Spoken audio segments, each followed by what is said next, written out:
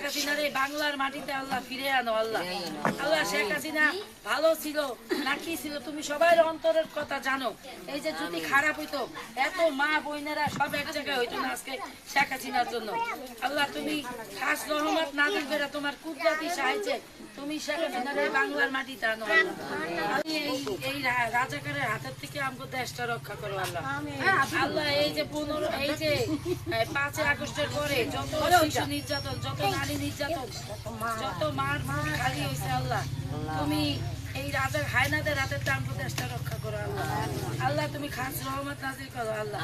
আর শেখ পরিবারে যারা নিহত হয়েছে তাদের কবর মাগফিরাত কামনা করো আল্লাহ।